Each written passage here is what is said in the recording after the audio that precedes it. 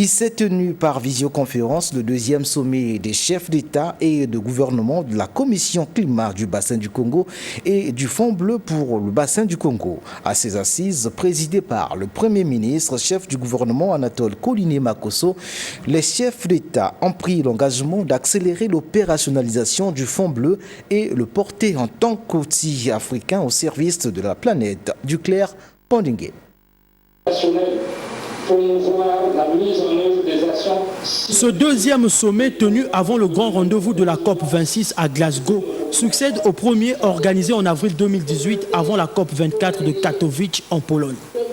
Sous la présidence de Anatole Koliné Makosso, Premier ministre chef du gouvernement, les assises ont permis de se pencher sur l'état de la Commission climat du bassin du Congo et les dossiers préparés au cours du segment des ministres tenu à Brazzaville le 29 septembre 2021 et plus tôt par la coordination technique de la Commission et du Fonds bleu pour le bassin du Congo, travaux tenus le 2 septembre dernier.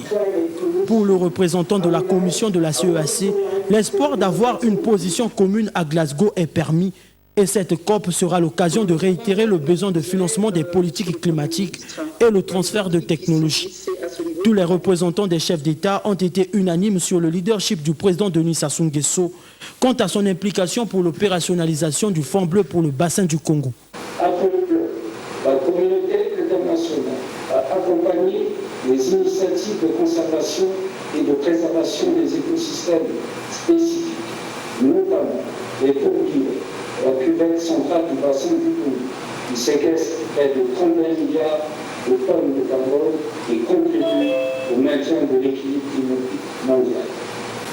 Les chefs d'État et de gouvernement des pays membres de la Commission climat du bassin du Congo et du Fonds bleu pour les bassins du Congo, réunis à l'occasion de leur deuxième sommet tenu le 30 septembre 2021, adresse à l'endroit de son Excellence Denis Sassou Nguesso, président de la République du Congo, président de la Commission climat du bassin du Congo, ainsi qu'au gouvernement et au peuple congolais, leur sincère remerciement pour tous les efforts consentis pour le bon déroulement de ces sommets.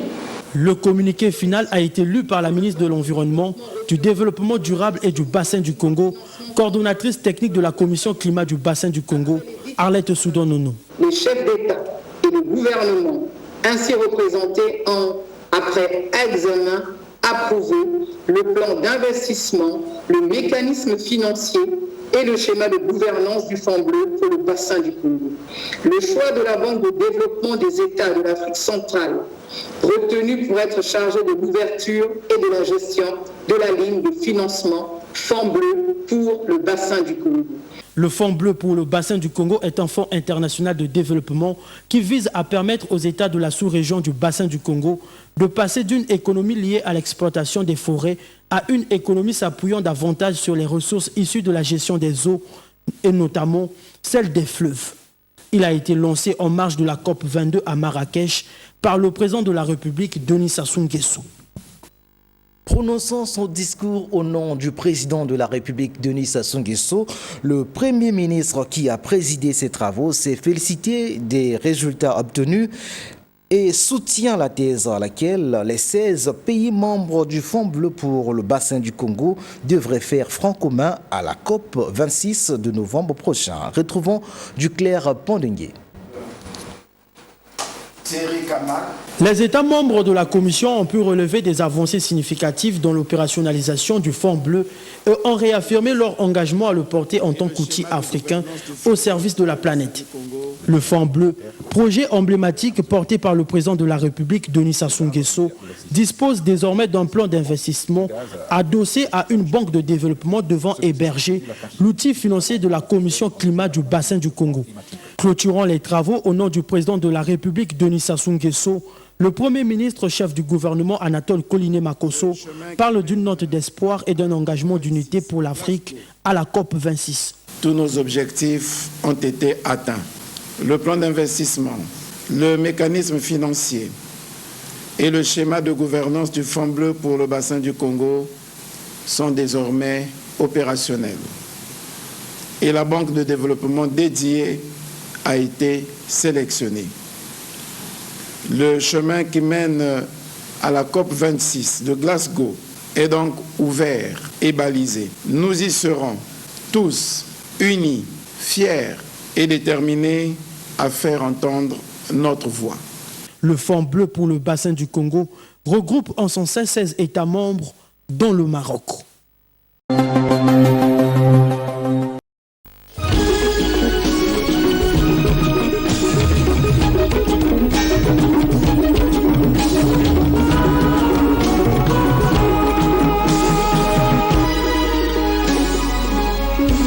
Le ministre d'État Lambert Noël Mata s'est lui entretenu avec le représentant résident de l'UNESCO par intérim au Gabon. Entretien sur le projet transfrontalier destiné aux jeunes de la province du Wollentem. Les détails sur ce projet dans ce reportage de Cabrel Guilain-Lemami et Syria Karis, bien sûr. Le ministre d'État à l'Intérieur reçoit en audience le représentant par intérim de l'UNESCO au Gabon. Outre les relations entre l'institution onusienne et le ministère de l'Intérieur, les deux personnalités ont échangé sur le projet transfrontalier destiné aux jeunes du Septentrion. Le dit projet vise la création d'un réseau de 1800 jeunes tisserands de la paix pour rendre ces derniers acteurs dans la prévention des conflits et la consolidation de la paix dans les sous-régions transfrontalières. Un projet assez important que l'UNESCO lancera très bientôt au Gabon, qui est le projet dénommé Les Jeunes Tisserands pour la Paix, qui est un projet transfrontalier entre le Gabon, le Cameroun et le Tchad, projet pour lequel nous avons besoin de l'assistance et de la coopération du ministère de l'Intérieur à destination de la jeunesse gabonaise qui est dans le Wollentem. Le projet transfrontalier est né pour faire face à l'insécurité et la criminalité grandissante aux frontières des républiques du Gabon, du Cameroun et du Tchad. La participation des jeunes aux activités de consolidation de la paix et du développement dans les zones transfrontalières reste indispensable dans la mesure où elle contribuera à la préservation du patrimoine naturel et au renforcement de la coopération et de l'intégration sous-régionale. 45 milliards de francs CFA, le montant du prêt que la BDAC, Banque de développement des États d'Afrique centrale, a consenti ce jeudi à la société civile immobilière Coupeau, un prêt destiné à l'aménagement et la construction de 1416 logements dans la commune de Ntoum. Le reportage de Janice Ondongema et Ulrich Moutsoubié. En introduisant son dossier auprès de l'abbé de Yassé, la SCQFO ne songe pas que sa requête trouverait un écho favorable auprès d'un homme qui avait pris la direction d'une institution financière en situation difficile. J'ai trouvé un esprit très ouvert, un homme qui est résolument engagé dans le sens du développement de l'ensemble de notre sous-région. Il sied de rappeler à la SCQFO les vertus du succès. À faire montre du même dynamisme et professionnalisme dans l'exécution du projet que pendant la phase de sa structuration. Et bien évidemment, le moment venu de procéder au parfait remboursement du prêt. Il vous revient donc, monsieur le PDG, de faire preuve d'honnêteté, d'intégrité et de probité morale. Pour le président de la baie de Yassé, la SCQFO est la boussole des investisseurs privés.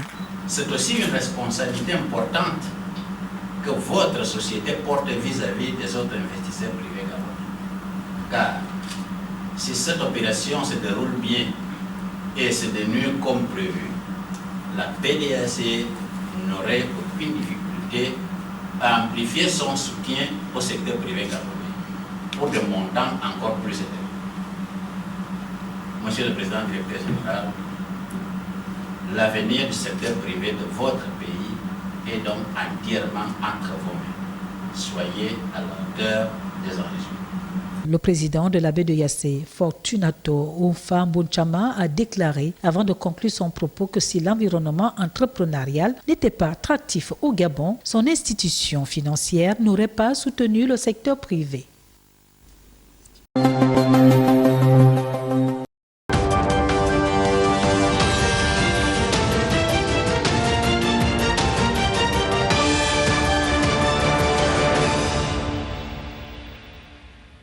Entrepreneurs, porteurs d'idées ou encore start-uppers, une vitrine mondiale parce que virtuel ou numérique est à votre portée.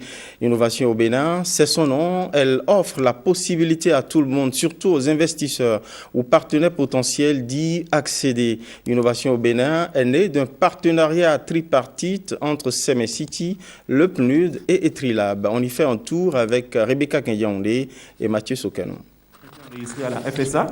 Le génie béninois sous les feux de la rampe.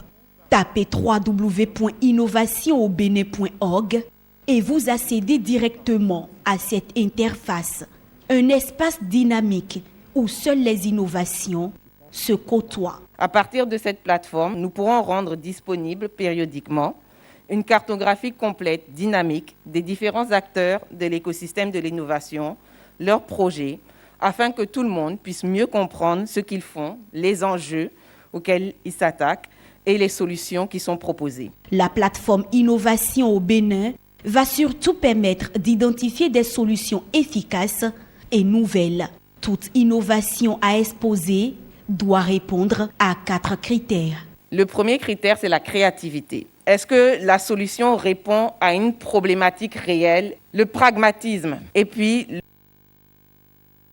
c'est est-ce que cette solution peut toucher un grand nombre de personnes et fédérer. Et puisque l'innovation n'est pas que technologique, la plateforme est ouverte et accessible aux entrepreneurs, scientifiques, structures étatiques et start-up. Pour rendre disponible cette cartographie des acteurs de l'innovation au Bénin, Semecity a bénéficié de l'appui technique et financier du PNUD à travers son laboratoire d'accélération et Etrilabs. Désormais, c'est notre capacité à créer, à innover, à inventer qui va devenir notre principal critère de compétitivité et notre première source de croissance. C'est le lieu de remercier tous les partenaires techniques et financiers déjà associés à l'élaboration de la dite plateforme. Je suis convaincu que cette plateforme constituera un important outil pour l'écosystème d'innovation et le gouvernement du Bénin dans le cadre de ses efforts pour la construction de l'émergence économique, la promotion de la prospérité et la réduction de la pauvreté. C'est donc une base de données dynamique des acteurs de l'écosystème de l'innovation au Bénin qui se rend ainsi disponible. Un puissant outil de développement qui va donner un coup d'accélérateur et de visibilité aux innovations béninoises.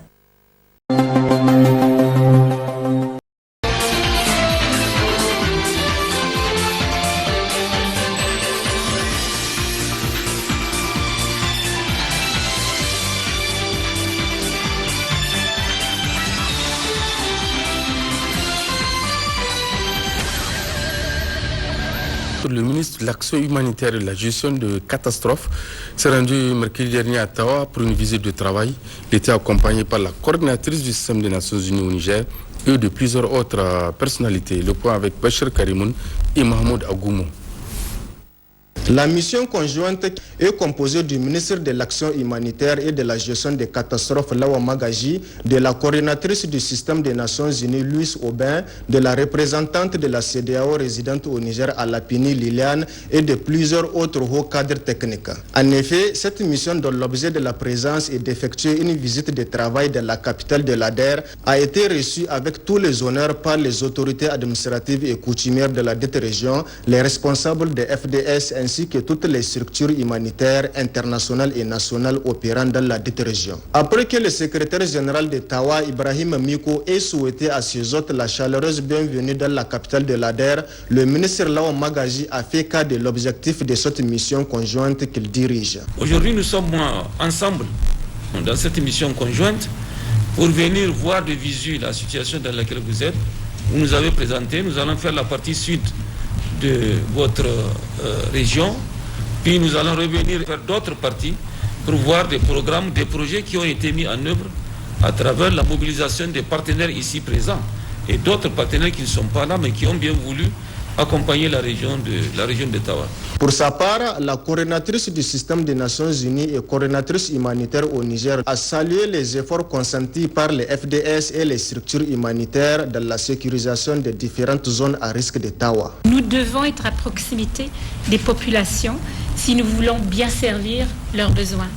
Et donc je me tourne bien nécessairement vers les autorités de sécurité du Niger et de la région de Tawa, déjà pour vous remercier du dialogue établi entre populations civiles, répondants humanitaires et de développement du système des Nations Unies et au-delà, avec nos partenaires ONG, pour pouvoir assurer une collaboration nécessaire qui permettent la présence et les services qui sont offerts sur le terrain. Cette mission conjointe, qui est la troisième du genre dans la région de Tawa, s'inscrit dans la logique de gérer au mieux les crises sécuritaires et les catastrophes afin d'améliorer la résilience des ménages et celle des communautés à la base. Le ministre de la Défense nationale, Al-Kassoum Ndatou, a présidé hier après-midi à Niamey la cérémonie officielle de lancement de l'initiative ELSI, un projet d'appui à l'amélioration de la participation des femmes en uniforme dans les opérations onisiennes de maintien de la paix, financé par ONIFEM avec un budget de plus d'$1 million. Le point avec Hassim Abdoulaye et Hassan Abdoulaye. L'initiative ELSI est un appui financier des Nations Unies pour soutenir les États dans le cadre de la participation active des femmes en uniforme dans les opérations onisiennes de maintien de la paix. Cette rencontre, présidée par le ministre de la Défense nationale, marque le lancement de ce projet au Niger. Aujourd'hui, nous venons de lancer l'initiative au Niger. Le Sénégal et le Togo font partie aussi des pays pilotes. Et l'objectif, avec un financement à peu près de 550 millions de francs CFA sur une année, est véritablement de créer un pipeline de femmes en uniforme qui pourront servir dans les opérations de maintien de la paix. Auparavant, la directrice de l'initiative ELSI a souligné le bien fondé de ce projet qui vise non seulement à identifier et à analyser les obstacles qui entravent la participation des femmes en uniforme dans les opérations de maintien de la paix et surtout de trouver des solutions.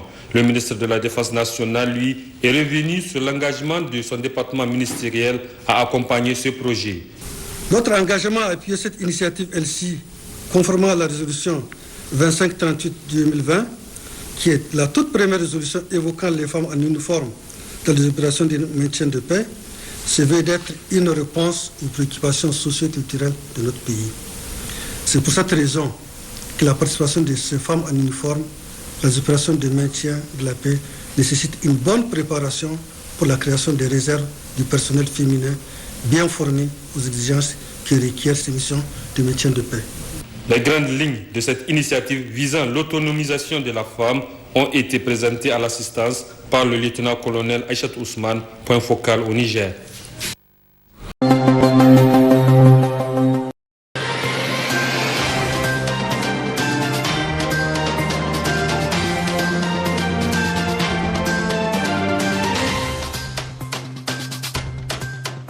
Le Japon accorde au Sénégal une subvention de plus d'1 milliard de francs CFA, ce dont permettra de renforcer le stock national de sécurité alimentaire et de financer des projets de développement. Ousmane Doir.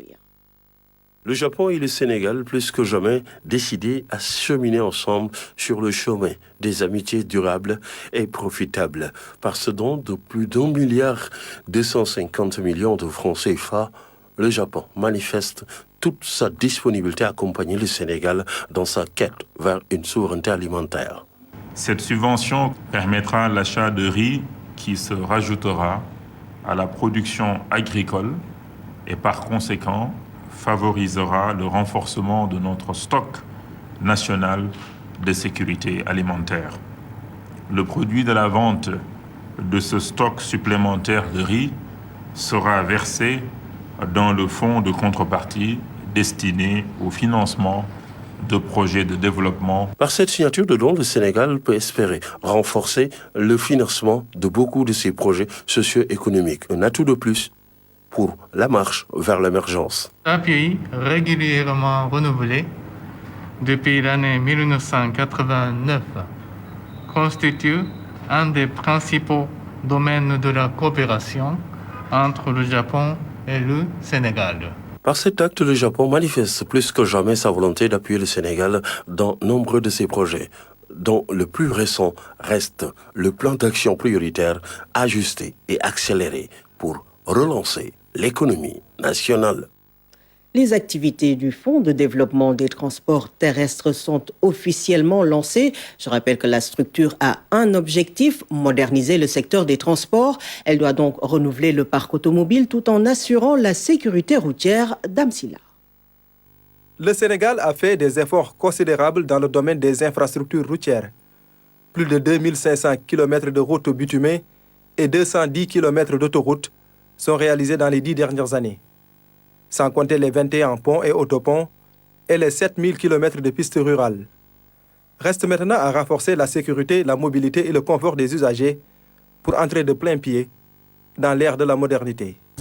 Il s'agira pour moi et pour mon équipe d'être à votre écoute, à l'écoute des acteurs et à celle des usagers du transport. Le Fonds de développement des transports terrestres participera à établir un cadre performant de mobilité, de sécurité et de confort des usagers. La professionnalisation du secteur ne s'en trouvera que renforcée. Il en sera ainsi de l'amélioration de la qualité de l'environnement et du développement économique et social durable. La modernisation du secteur du transport occupe une place de choix dans le plan Sénégal émergent. Conscient de cela, le Fonds de développement des transports terrestres a déjà mis en place un programme qui améliore le bien-être des usagers et la sécurité routière. Ce fonds sera donc l'outil central, l'élément principal pour les acteurs de pouvoir bénéficier de fonds de garantie et en tout cas des apports leur permettant de réaliser des initiatives privées en matière de renouvellement du parc automobile des transports routiers. Le Fonds de développement des transports terrestres va ainsi accompagner les acteurs à mettre en place une politique de renouvellement des transports publics. Un vaste programme est déjà entamé pour moderniser le secteur.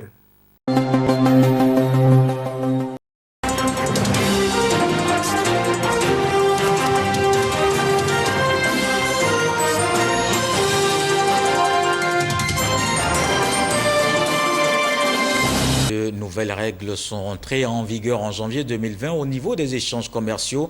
L'Office ivoirien des chargeurs s'imprègne de ce dispositif. Ces acteurs locaux du commerce international se sont retrouvés pour comprendre le mécanisme. Des détails avec Lancine Bakayoko. On appelle Incoterm les règles d'usage qui définissent de manière codifiée les conditions de livraison des marchandises dans le cadre d'un contrat de vente international. Ajustées chaque 10 ans pour mieux refléter l'évolution des pratiques du commerce international, ces règles ont été révisées en 2020. Instrument essentiel de facilitation du commerce international, les Incoterms situent les responsabilités du vendeur et de l'acheteur dans les domaines suivants: le chargement, le transport, la livraison des marchandises, ainsi que les formalités et charges d'assurance liées à ces opérations. Il importe donc pour l'ensemble de la chaîne logistique d'avoir une claire idée des inflexions commerciales nouvelles prises en compte afin de mener avec plus d'efficacité les opérations d'approvisionnement tout en améliorant la compétitivité des acteurs, notamment les importateurs, les exportateurs et même les douanes. En matière de douane, quand on fait une déclaration, la valeur est un élément important. Or, les Incoterms touchent à la valeur. Si c'est mal fait, ça peut entraîner des sanctions pour les opérateurs qui ont mal fait cette évaluation. Connaître les innovations pour faire de meilleurs choix de contrats, minimiser les risques de litiges commerciaux, une nécessité pour les opérateurs économiques, mais aussi une opportunité pour le gouvernement qui veut augmenter le niveau des échanges avec le monde. Il est important que le secteur privé puisse mener ces sessions-là qui sont profitables, qui donnent en fait les instruments et les outils aux opérateurs économiques ivoiriens de pouvoir compétir à l'international et de pouvoir mieux vendre leurs produits à l'international et ne pas se faire avoir avec souvent des conditionnalités qui souvent sont écrites juste au bas des documents, mais tout se retrouve en fait dans ces détails-là. Et donc, lorsque vous n'êtes pas vigilant, après, vous constatez que vous avez été engueulé, grugé. La réforme de 2020 comporte 11 Incoterms, des Incoterms standards liés au transport ordinaire et les Incoterms pour le fret maritime et la navigation intérieure.